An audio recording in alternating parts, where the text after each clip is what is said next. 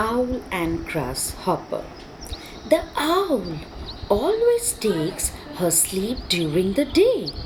Then, after sundown, when the rosy light fades from the sky and the shadows rise slowly through the wood, out he comes ruffling and blinking from the old hollow tree.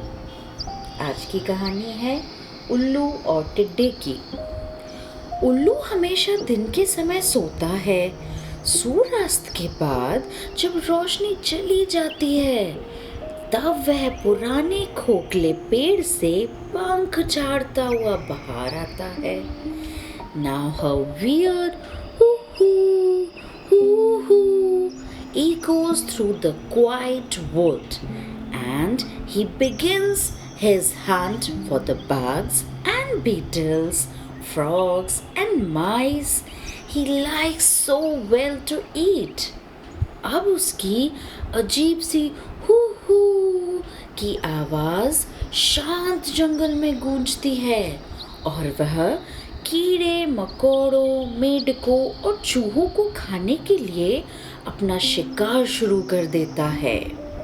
Now there was a certain old owl who had become very cross and hard to please as he grew older. One warm summer afternoon, as he dozed away in his den, a grasshopper nearby began a joyous but very raspy song. एक बूढ़ा उल्लू था जो उम्र के साथ बहुत चिड़चिड़ा रहने लगा था। एक गर्म दोपहर जब वह ऊग रहा था तो पास ही के एक टिड्डे ने खुशी भरा लेकिन कर्कश गाना शुरू कर दिया। Get away from here, sir, he said. Have you no manners? You should at least respect my age and leave me to sleep in quiet. उसने टिड्डे से गुस्से में कहा, यहाँ से चले जाओ महाशय, तुम्हें मेरी उम्र का सम्मान करना चाहिए और मुझे शांति से सोने देना चाहिए। But the grasshopper answered saucily that he had as much right to his place in the sun. Then he struck up a louder and still more rasping tune. लेकिन टिड्डे ने अशिष्टता से जवाब दिया कि उसे धूप में उस जगह पर उतना ही अधिकार है जितना उस उल्लू का है। फिर उसने और भी ऊंचा और कर्कश गाना छेड़ दिया। The wise old owl knew quite well that it would do not good to argue. Besides, her eyes were not sharp enough by day to permit him to punish the grasshopper. समझदार बूढ़ा उल्लू जानता था कि बहस करने का कोई फायदा नहीं होगा। इसके अलावा दिन के उजाले में उसकी आंखें इतनी तेजी से नहीं देख सकती थी कि वो उसे सजा दे सके। So he laid aside all hard words and spoke very kindly. I have a wonderful wine here, sent me from Olympus. Please come up and taste this delicious drink with me. I know it will make you sing like Apollo himself. इसीलिए उसने कड़वे शब्दों को छोड़ दिया और विनम्रता से कहा, मेरे पास यहाँ एक अद्भुत शराब है, कृपया ऊपर आओ और मेरे साथ यह स्वादिष्ट पेय पियो। यह तुम्हें अपोलो जैसा गाने पर मजबूर कर देगा। The foolish grasshopper was taken in by the owl's flattering words. Up he jumped to the owl's den, but as soon as he was near enough, he pounced upon him and ate him up. वह मूर्ख टिड्डा उल्लू की चापलूसी भरी बातों में आ गया।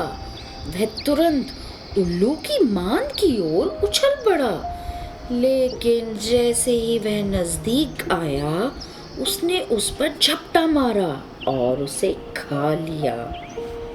So the moral of the story is, flattery is not a proof of true admiration. Do not let flattery throw you off your guard against an enemy.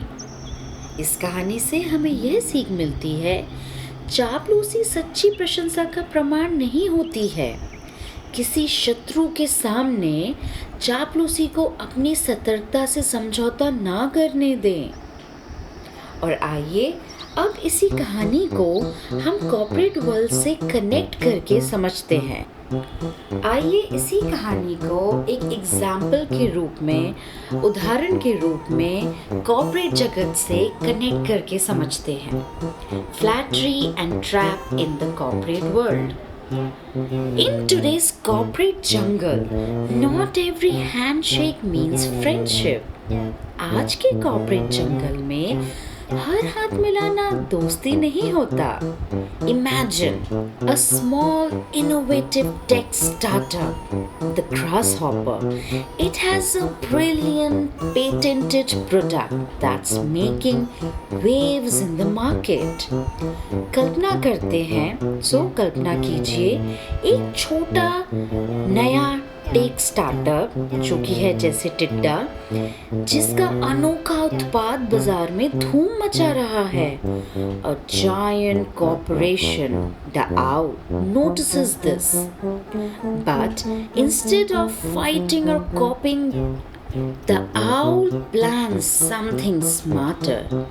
एक बड़ी कॉर्पोरेशन उल्लू इसे देखती है, लेकिन सीधे मुकाबले या नकल के बजाय वह एक चालाक योजना बनाती है। The owl CEO approaches the founder with flattery. Your idea is pure genius. Join our innovation club and we'll give you total creative freedom. उल्लू का सीईओ स्थापक से कहता है, आपका आइडिया तो कमाल का है, हमारी इनोवेशन क्लब में शामिल हो जाइए, हम आपको पूरी आजादी देंगे। Flattered by the praise, the grasshopper agrees. He doesn't see the trap hidden behind the smile. चापलूसी से बहकर टिड्डा मान जाता है। उसे एहसास नहीं होता कि मुस्कान के पीछे जाल बिछा है। Soon the big company acquires the startup, ends its independence, takes its patent and silence its song. थोड़े ही समय में बड़ी कंपनी स्टार्टअप को खरीद लेती है, उसकी स्वतंत्रता छीन लेती है और उसका गीत हमेशा के लिए खामोश कर देती है। So the life lesson through this story, in business and in life, every sweet offer needs careful thought. Flattery can be the sugar coating of a hidden trap. जीवन और व्यापार दोनों में हर मीठा प्रस्ताव सोच कर स्वीकार करना चाहिए। चापलूसी अक्सर किसी छिपे हुए स्वार्थ की मीठी परत होती है। Thank you. अगर आपको ये वीडियोस अच्छे लग रहे हैं, please like, share and subscribe. Thank you for watching.